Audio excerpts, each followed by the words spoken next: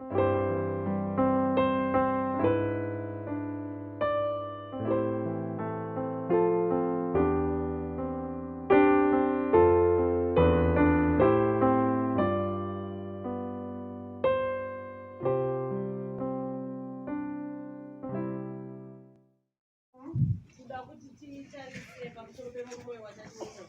type of thinking that has crept into Adam Eden.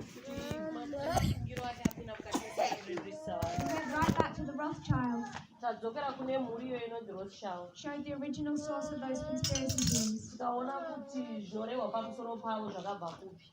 Many people in the movement, they've been listening to conservative sources for a long time.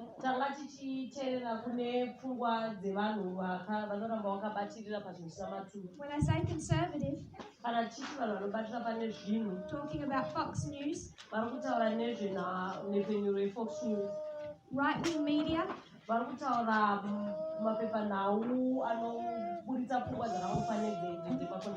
conspiracy theorists like Walter Vine. And we've demonstrated on our reform lines that there's the Ula and the Hiddekel. We can't drink from both. That is a death sentence. Neither can the Nethinims.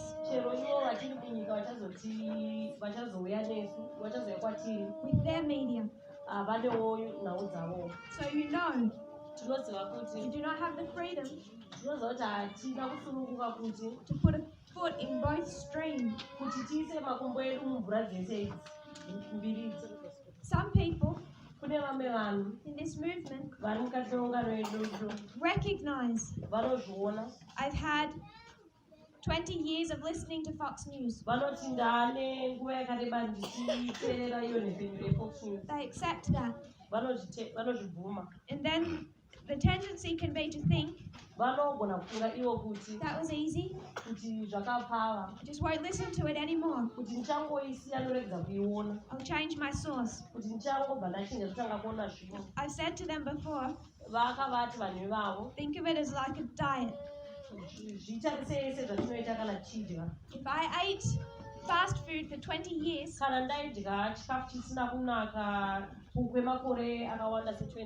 for 20 years I'm eating junk food. You come to me, you say that diet will kill you. And I accept that. And I decide I'll just change my diet. But there's a problem. My entire body makeup is fast food. It's not enough to recognize that we've been listening to a wrong stream of information. Then we need to cleanse. We need to cleanse from everything that wrong stream ever taught us. So people will say, I accept Fox News is wrong, but don't touch my Second Amendment rights to own a gun. I would say, the only reason you think that you have that right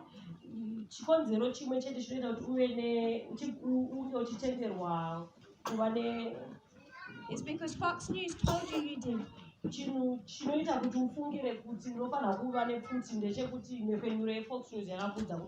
We can smile and recognize a wrong stream.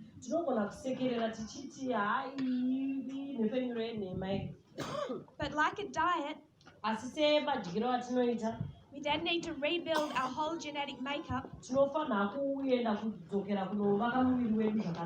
Go back to the cell level. Start remaking it with the correct diet. And the problem is, it's not easy. hazvina kufara. Because if you've been eating fast food for 20 years, kana wanga uchidya chikafu chisina kunaka kwemakore 20 apfuura, you've been listening to Fox News for 20 years, yeFox News isina kunaka kwemakore 20 apfuura, someone tells you to eat spinach, umwe munhu otanga kukuudza kuti dya muriwo wakanaka wespinach, you don't like the diet. Haungaufariri muriwo. No one likes the diet. Hakuna anenge achiufarira madyiro iwayo. But if we can see that it's true, asi tikaona kuti chokwadi, if it's painful, chero zvichirwadza, if it requires a cleanse, kana chida kuti timbosukwa mwiri yedu, we still do it. Tinofanira kuzviita. Because like diet, sezvekudya, it's life and death. Inyaya yeupenyu nekufa.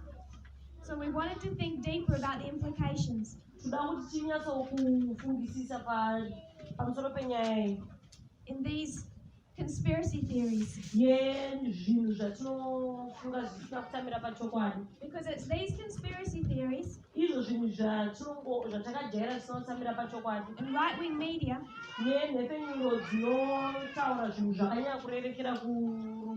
that have divided two classes of Nethinims. Divided the Nethinims from those who will fail at Sunday law. So you know that these issues are life and death for them. You can take those two streams and pin them in 1996. Which means those two streams are life and death for a priest.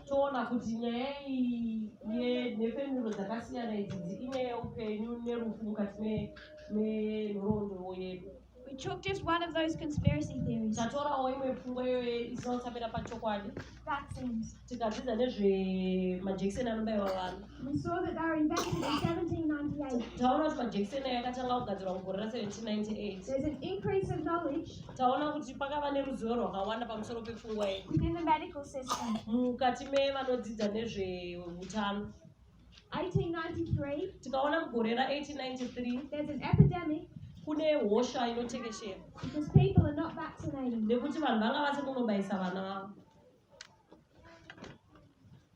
1989 to 91. There's another epidemic. Because people are not vaccinated. 2014. There's a spike. 2019. There's another epidemic. Because people are not vaccinated.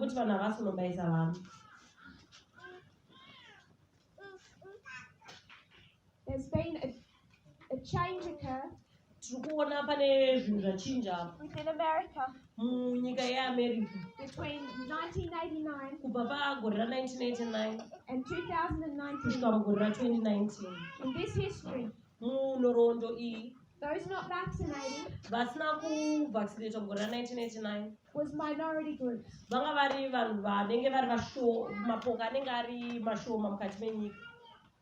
Minority groups that did not have the same or equal access to health care.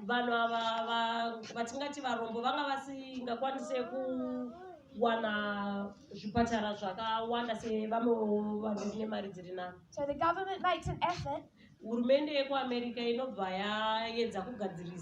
to bring about equality. So they have equal opportunity. That problem is solved. 2019, those suffering from the epidemic, white middle class conservatives,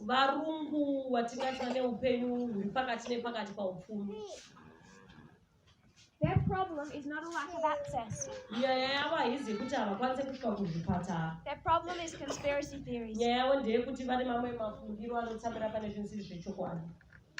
And the government is at a loss in knowing how to respond. Because how do you cure someone's conspiracy theories?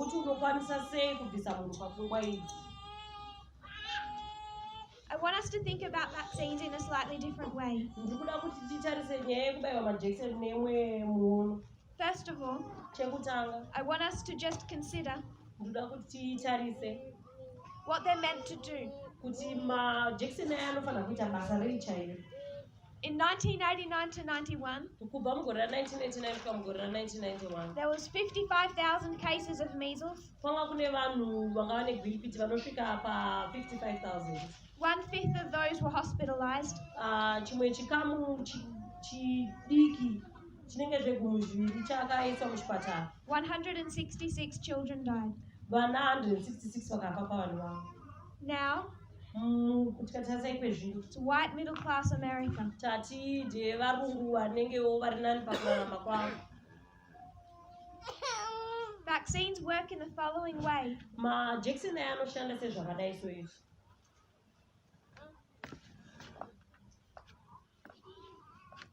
The child encounters a virus. Mwana anobatwa nemavhairasi. It's a nasty virus. Nechirwere chachina kunaka chaizvo. Let's call it smallpox. Togona kungotsvaga chirwere chinonzi smallpox. We won't give it a name, we'll just call it a virus. Tongoti chirwere.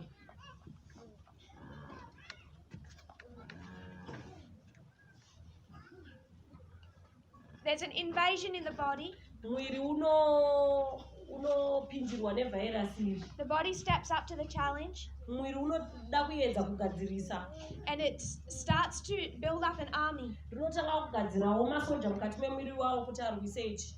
It starts to study this virus. Mwiri unotanga kudzidza kuti ko hosha iri kupinda mandiri yakaita sei. It creates like a map.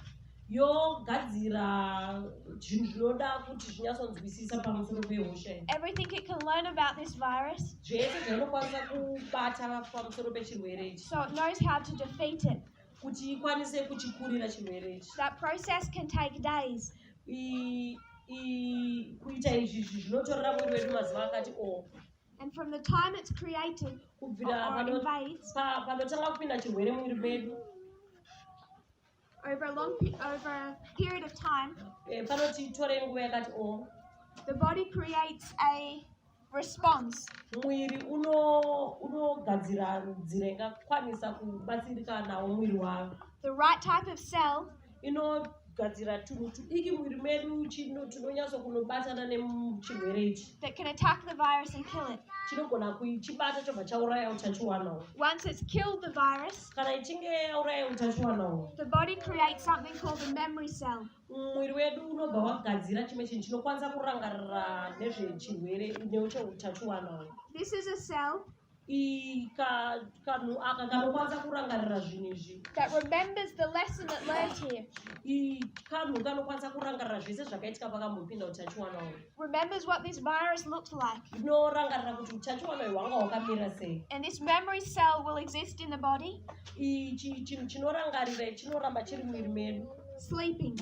Chakarara hacho. It's just going to sleep. Chinhu ichi chinorangarira chicharara. Until one day, kusvika umwe musi, it's going to encounter this virus again. Pachinozoona umwe utachiwana hwakaita seihwohwo. The same one. Hwakafanana neihwohwo. Tries to take over the body again. Kana utachiwana uyu uchida kunge uchida kukanganisa mwiri wemunhu zvakare. This memory cell will wake up. Ichi chinenge chakarangarira ichi chinobva chamuka. And it's going to attack this virus. Chobva chaenda kunorova utachiwana uyu. And it's going to kill it. Chobva chauraya utachiwana uyu.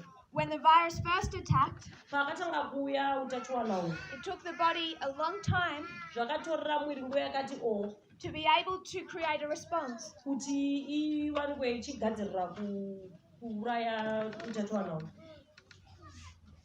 But once the virus attacks again, asi utachiwana uyu ukazodzoka futi, the body can respond very quickly. Mwiri wedu unokwanisa kuti pakarepo ubva wanokurira utachiwana uyu. Because there's this memory cell nekuti yane ndangariro that will tell the body, you've seen this before. Ndangariro inokwanisa kutiudza kuti wakamboona utachiwana uyu.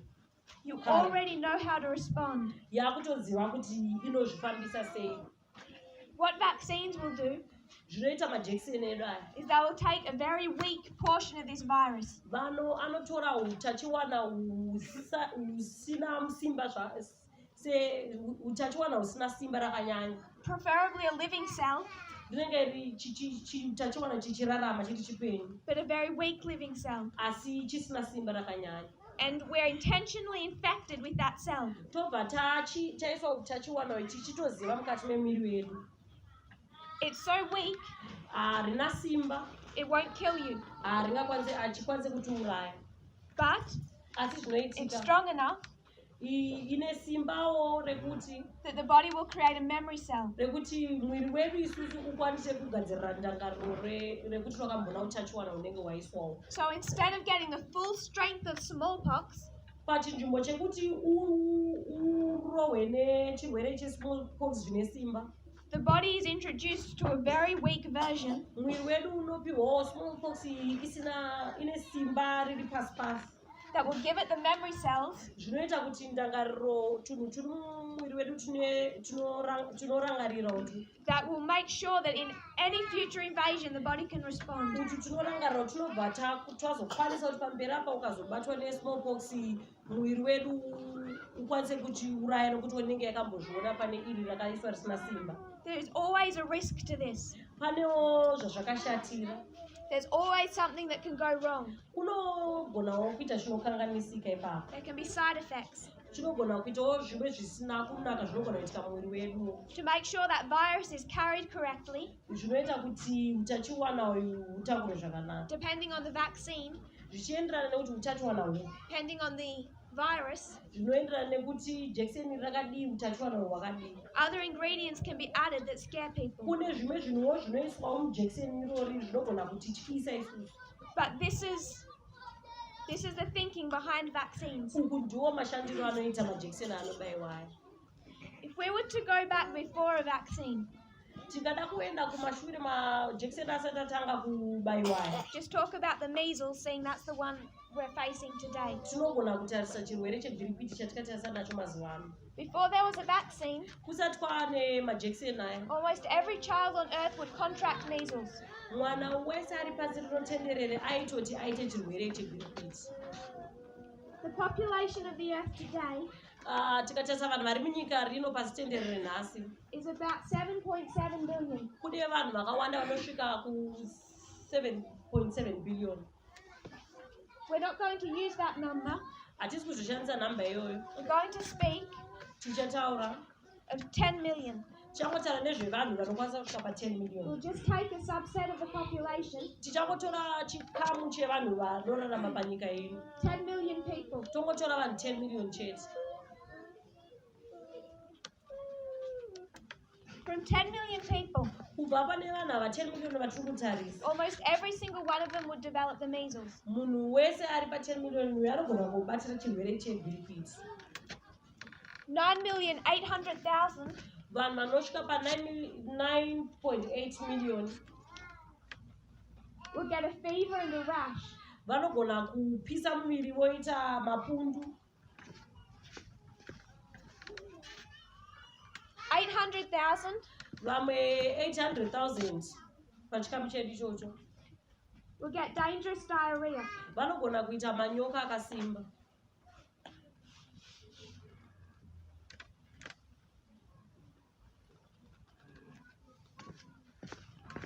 700,000 vanhu vanosvika pa700,000 pachikamu chedu ichi will get ear infections. vanogona kuita nzeve dzine urwa. Some of them will go deaf. vamwe vanogona kutopedzisira vasingachatonzwi. 600,000 will get pneumonia. vane 600,000 vanogona kubatwa nemabayo.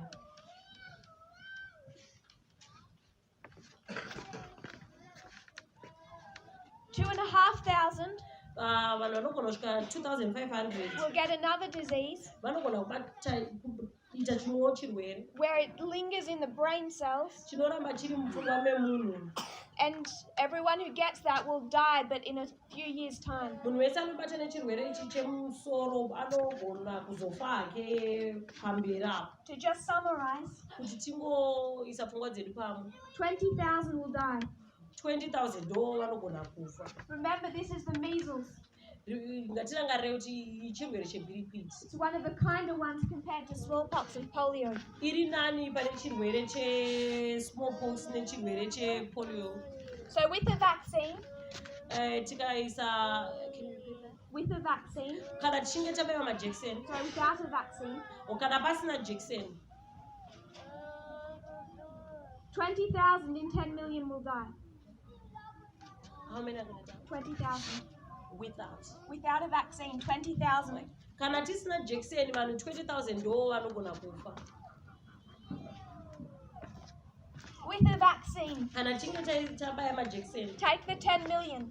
torai vanhu ivavo 10 million vatiri kutarisa, Now vaccinate them. ngativabaye majekiseni. 500,000 vacho will get a rash. vanoita mapundu. 1 million will get a fever. 1 million vanopisa muviri. 100 will have an allergic reaction. 100 vanogona kusafambirana zvakanaka nemujekiseni izvi. All up, vese ava 120 will have serious side effects. 120,000 ndo vanogona kubatikana chaizvo kana vachinge vabaiwa nejekiseni iri. You take that 10 million. 120.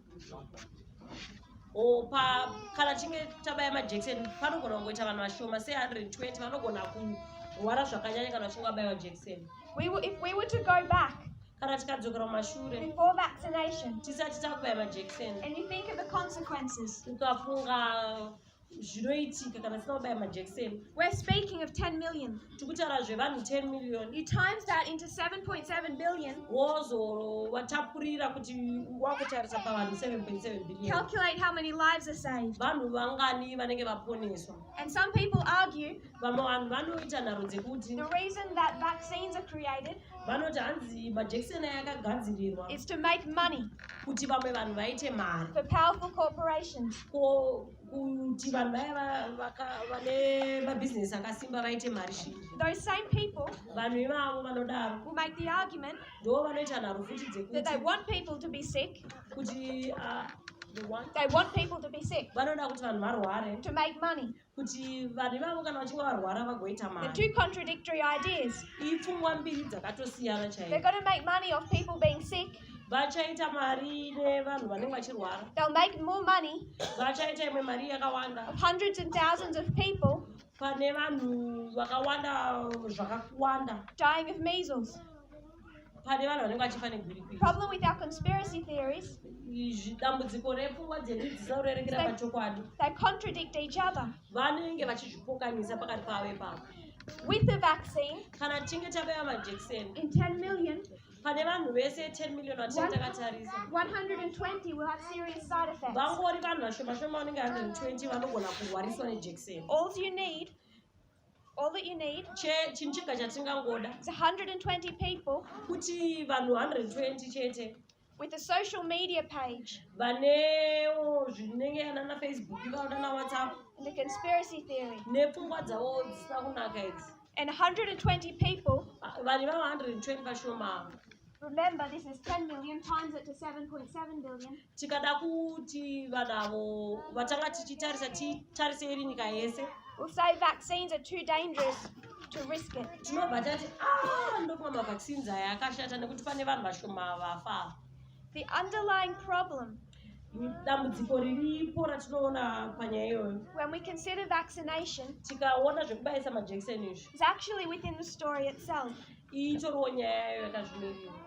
100 years ago, Makore apfuura 100 aya, 150, 200 years ago, makore apfuura 150 kana 200 chidzokera mumashure, you had tens of thousands of people dying maive nevanhu vakawanda chaivo pa 10,000 vachifa or becoming very sick, kana kuti vachirwara zvakanyanya damaged for the rest of their life kana kuremara kuvadzwa upenyu hwavo hwese, because of diseases that are now eradicated. vachingoitiswa zvese zvine zvirwere isusu zvatisisina mazuva ano. And our problem Dambudziko redu, is the same as every other problem we have. dambudziko iri rakafanira nematambudziko ese mamwe atinawo. Change this story. Ngatichinjei nyaya iyi titarise imwe. There's a virus Kune utachiwana that can kill. unouraya. Let's change that virus Ngatichinjei utachiwana from smallpox or measles. kubva kune zvirwere zvakaita sesmallpox kana gwirikwiti. Let's call that virus Ngatishedzei utachiwana church and state. ngatihuti kubatanidzwa hwesangano nehurumende. For 1260 years, kwemakore ayo 1260 years the world has suffered under church and state. nyika yaitambudzika nemubatanidzwa uyu. 1798, mugore ra1798 the United States rises up. nyika yeamerica inotanga kusimukira. What are they going to say? vanotiwo kudii? We remember church and state. tinorangarira nguva yemubatanidzwa uyu. We suffered under it. takatambura. So we're going to create a memory cell. saka tichagadzirawo pfungwa inorangarirawo zvatakambotambudzika nazvo mashure. We remember what church and state feels like. tinorangarira zvakaita mubatanidzwa wehurumende nechechi. So now, iwe zvino when church and state tries to come back, kana mubatanidzwa ikada kudzoka zvakare under Protestantism, ukada kudzoka wakawanda kuseri kwemasangano ayo akajairike Under Trump. achitungamirirwa naTrump, what should their response be? tinofanira kuita sei? Today, they should say, vanofanira kuti ivo today, nhasi we haven't experienced this virus ourselves, takamboona utachiwana uyu paseri apa, but we have a memory cell. tine rangariro yevhairasi. And that memory cell mundangariro medu is understanding this church and state. ndangariro yedu inonzwisisa mubatanidzwa wesangano nehurumende. How would a Protestant today muprotestant wanhasi anofanira kudii? understand the danger of church and state? anofanira kunzwisisa sei kuipa kwakaita musangano wehurumende nesangano. They've never experienced it. havana kumbosangana nazvo. They didn't have to go through the 1260. havana kupfuura munguva ye1260. The full virus that can kill you. havana kupfuura utachiwana hwekukwanisa kuvaurayawo. So what are they required to do? vanofanira kudii? A Protestant today maprotestant anhasi should go back to this history, vanofanira kudzokera kunorondo iyo, take a much weaker version, votora utachiwana husina kunyatsosimba called a history book, rinonzi bhuku renhoroondo, and inject themselves with it, vozvibaya vonzwisisa nhoroondo iyi, and force themselves, vozvimanikidza ivo even though they don't have to chero vasingafaniri kuzviita, create a memory cell. kuti vaise ndakariro mupfungwa dzavo. And if Protestants kana maprotestants had been willing to create a memory cell dai vaida kugadzira ndangariro idzi, of this history, ndangariro dzenguva yakapfuura paseri iyoyo yaityisa kwazvo, they would not come under the virus today. vaisazofa vakasangana neutachiwana uyu hwemubatanidzwa zvakare. Go to race. endai munotarisa nyaya yemakanda edu akasiyana, Slavery. kana nyaya yekumanikidzwa kwevamwe vanhu. They don't have to go back to slavery. havafaniri kudzokera kuti vanoraramawo mukutambudzika, Live through the actual virus kuti vanyatse kurarama munguva yaitwa zvekubatirirana izvi, to understand that it kills people. kuti vanzwisise kuti zvanga zvakaipa. No one has to suffer the original virus. hapana anofanira kuti apfuure nenguva iyo kuti ainzwisise, But they're required asi vanofanira ivo kuti to take a history book kuti vatore mumabhuku enhoroondo aya and inject themselves with it vozviisa mukati mavo, voverenga, vonzwisisa, and create a memory cell. vorangarira nyaya iyoyi inenge ichibatwa iyi. The reason they won't, vakwanise kuita izvi because of racism today. nekuti kunewo nyaya yerusarura ganda mukati menguva ino, Because those that are anti-vaccine nekuti ivo ava vasingadi zvekubaiwawo majekiseni see no need havaoni chikonzero chinoita kuti to make themselves immune. kuti vakwanise kuzvidzivirira kubva kune zvirwere izvi. Go back to the fall of ancient Israel. endei panodonha vaisraeri vakare. You have ancient Israel, tine vaisraeri vakare, all of their mistakes tine kukanganisa kwavo kwese that caused them to fall. kwakaita kuti vaonekwe vachidonha. Adventism, tinotarisa sangano remasavadha, they don't have to live through the destruction of Jerusalem. havafaniri kunge vakamborarama munguva yakadonhedzwa masvingo ejerusarema. If they go back to the history. kana vakadzokera kunhoroondo iyoyo kudonha kwejerusarema, They don't have to eat their children. havafaniri kundodya vana vavo sezvaitwa mujerusarema panguvayo. In the siege of Jerusalem, paka pakakomberedzwa jerusarema, they need to inject themselves with some history. vanofanira kungonoverenga mabhuku vonzwisisa. It's much weaker, mabhuku haana kunyatsoita sevakazvirarama, but it creates a memory cell. asi zvinoita kuti munhu atondere. And if modern Israel did that, kana sangano redu Israel wanasi savada, they wouldn't come under that virus. dai chaita zvekunoverenga mabhuku taisazobatwa nenyaya iyi yakadonhedzawo Jerusalem. Exactly what we've been discussing. zvatanga tichitaura apa, World War I and World War II. hondo yekutanga nehondo yechipiri yenyika tenderere. If we went back, tikada kudzokera, if the people went back, kana isusu vanhu tikada kudzokera kunhoroondo iyi, if they lived through this history, dai takararama munguva iyi, they would create a memory cell tainge takagadzirira dai tanga chirangarira tine ndangariro, that would identify nationalism. taikwanisa kugadzira ndangariro dzinokwanisa kuona nyika painoda kusimuka ichizviisa panzvimbo yakakwirira. But there's a very high chance going back will kill you. asi pane nyaya yekuti ukada kudzokera munhoroondo unogona kufa. So instead of living through it, pachinzvimbo chekuti iwe urarama munguva yehondo iyi, we take some history. tinogona kutora nhoroondo yakanyorwa. And if Americans were to inject themselves with World War II history, dai vanhu vekuamerica vaikwanisa kuverenga nekunzwisisa zvakaitika munguva iyi yehondo yaHitler, in our day and age, muzuva rino ratiri kurarama, they wouldn't be falling under the same virus. vangadai vasiri kubatwawo nenyaya dzekufunga kuti nyika yavo yakakwirira kudarika dzevanhu. Our problem nyaya yedambudziko redu is that we have lost our memory cells. ndeyekuti tarasa ndangariro, hatina ndangariro. Church and state is coming back nyaya yekubatanidzwa kwehurumende nechechi kuri kudzoka zvakare, because all the memory cells are lost. nekuti hakusisina achiri nendangariro yenguva iyi. Racism, nyaya yerusarira ganda, nationalism. nyaya yekufunga kuti imwe nyika yakakwirira kudarika imwe iri kudzoka futi. We spoke of an Iraq war takataura nyaya yehondo yekuiraq, caused tens of thousands of people to die. yakaita kuti vanhu vazhinji vafe. And now today, muzuva ranhasi Donald Trump is saying, tine mutungamiriri weDonald Trump ari kuti iye if I decide to go to war with Iran, ari kuti ini ndikada kunorwa nenyika inonzi Iran, I'll have it done within a month. I'll be finished in a month. hanzi ndinenge ndatopedza hondo iyi mumwedzi chaiwo. The same thing George Bush said about Iraq. sezvakangoitawo murume anonzi George Bush panyika inonzi Iraq. He was there for about 8 years. akangoenda mumwe wemakore 8. But even in that tiny time frame, panguva diki diki ye8 years they've lost all their memory cells.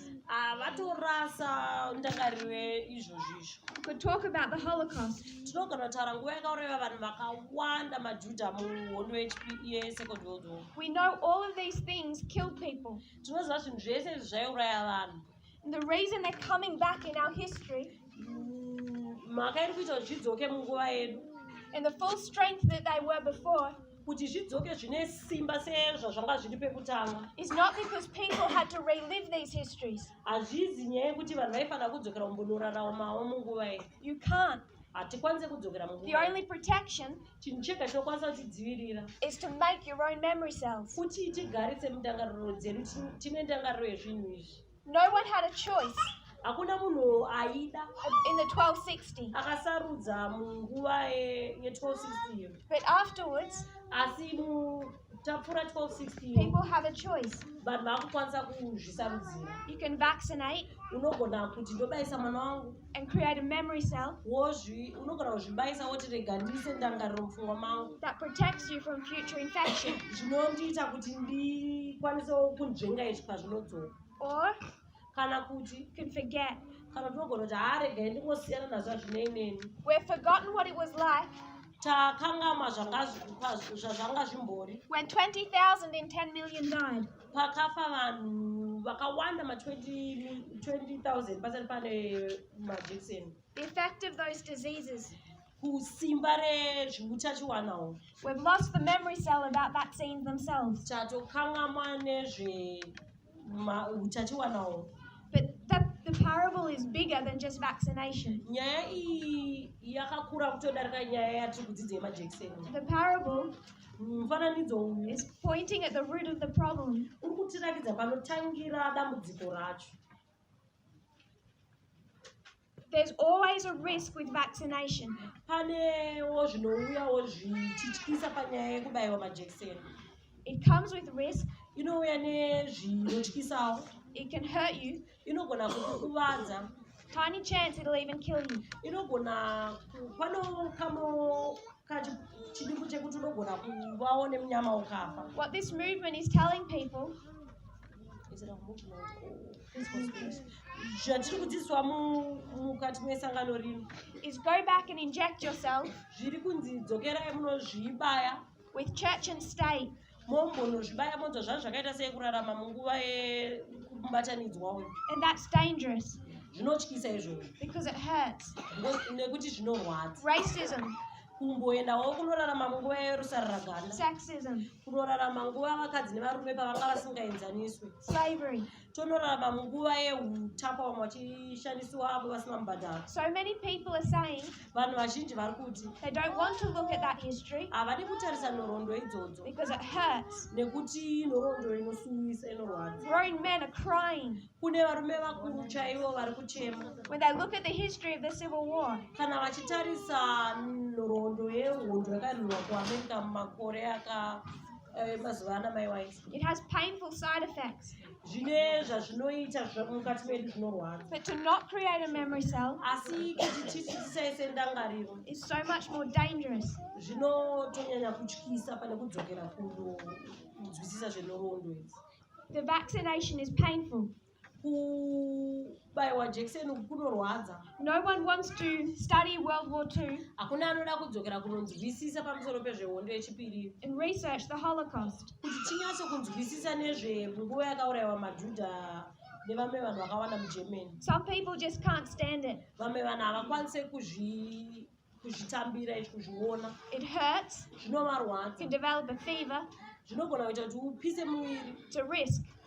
zvinogona kuita zvimwe pazvinoenda nepamwe. But the danger Asi dambudziko riripo of not researching that history, rekuti tisaende kunoverenga nenyaya dzenhoroondo chinzwisisa. going to a history where there's Donald Trump Kana takuuya munhoroondo iyi nemurume weDonald Trump, and not identifying who he is. kana tisingakwanise kumuona sezvaari chaizvo, They can't see he's the same virus as Hitler. havakwanise kuona kuti iye murume uyu Trump akangofananawo neutachiwana hwakambosvikwa nenyika yenzi Hitler, That Iran is the same mistake as Iraq. kuti hondo yeIran yakangofananawo nehondo yakaitwa yekuiraki, That the racism today is the same racism as during slavery.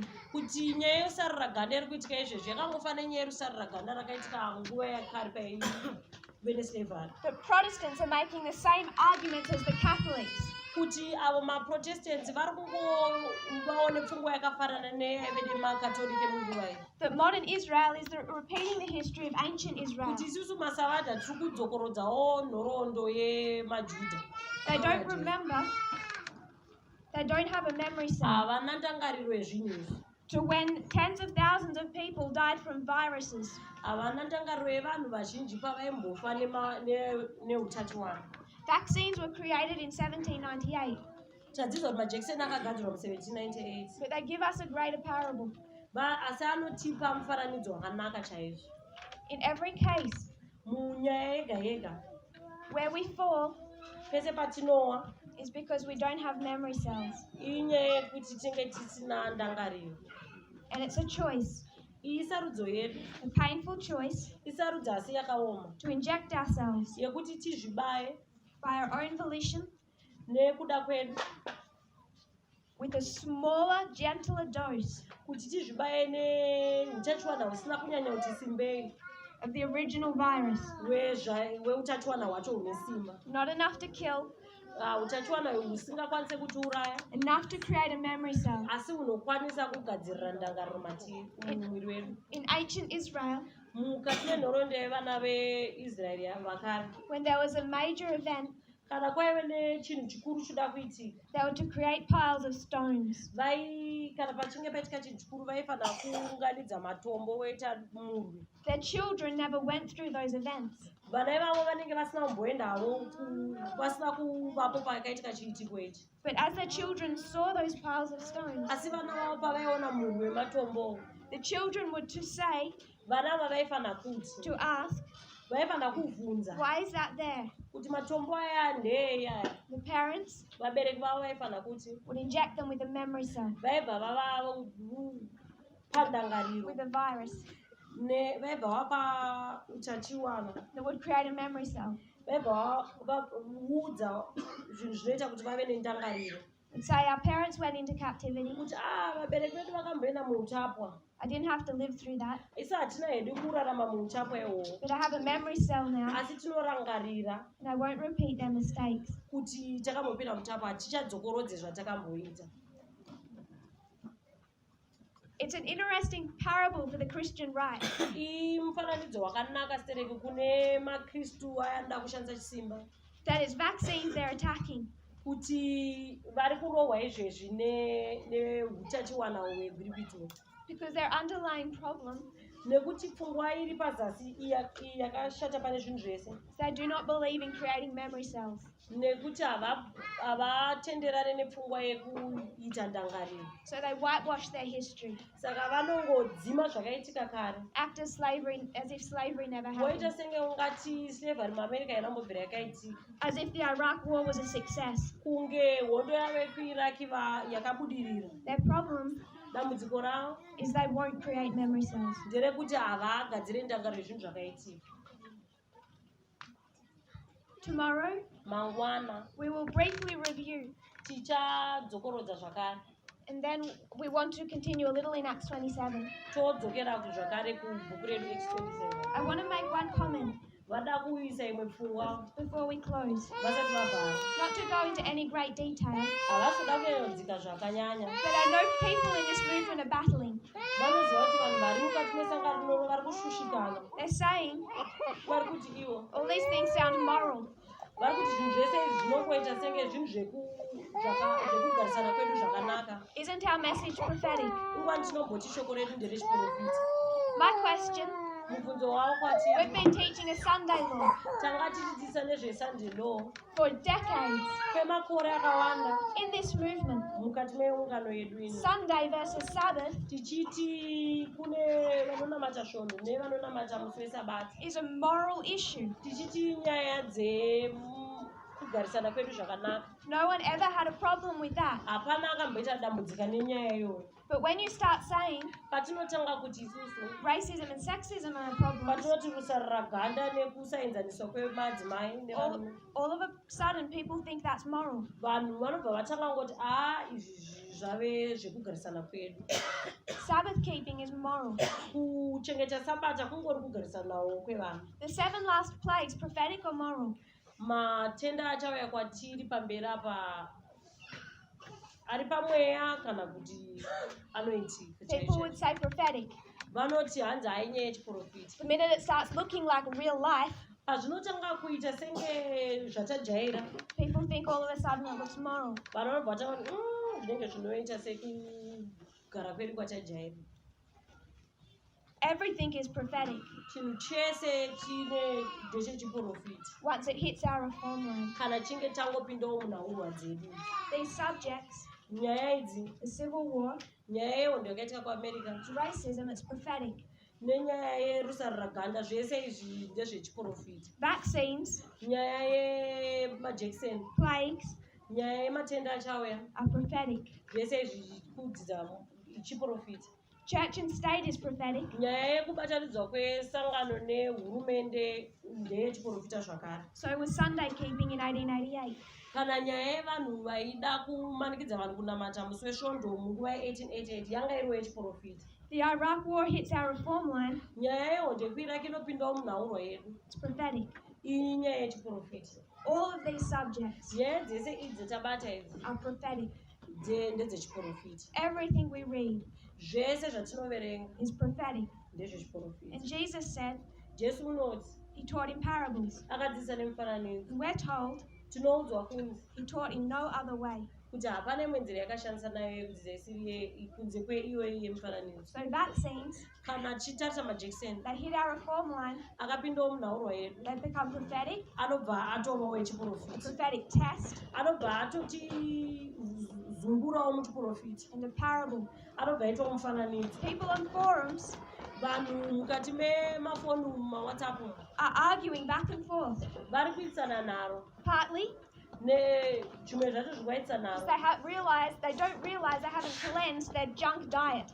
Vanoona kuti hatina kunge takagadzirisa zvakaipa zvanga tinazvo mupfungwa medu. From 20 years of the wrong stream of information. Kubva pane zvinhu zvese zvataitora kubva kune nhaunefenyu dzisina kunaka idzi. And second, Chechipiri, because they don't realize they're dealing with a prophetic test. havaone kuti nyaya dziri kutizungura izvezvi inyaya dzechiprofiti, That's dangerous. zvinhu zvakaipa chaizvo. If you kneel with me, we'll close in Kana prayer. tikapfugama munamata.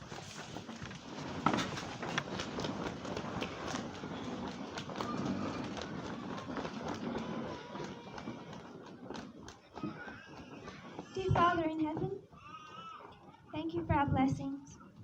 Lord, I pray that you'll teach us. We need your memory cells. We need to remember these histories. Lord, they're painful to research, to read about, to watch documentaries. They go into painful subjects that none of us want to revisit. Lord, a time that none of us would have wanted to live through. Many people died and suffered.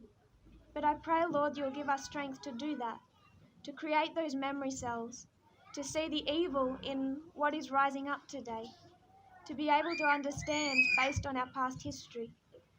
Oh Lord, I pray that you'll help us to do that as a movement, and also to help those around us, to remind them of what has been and what is coming back, what was suffered all those years ago, Lord, the racism, the sexism, the nationalism, church and state, dictatorships. I pray, Lord, you'll help us to understand correctly, that we can be teachers to the world and be able to vaccinate them, be able to help them see that virus that's coming back and be immune to it. I pray this in Jesus' name. Amen.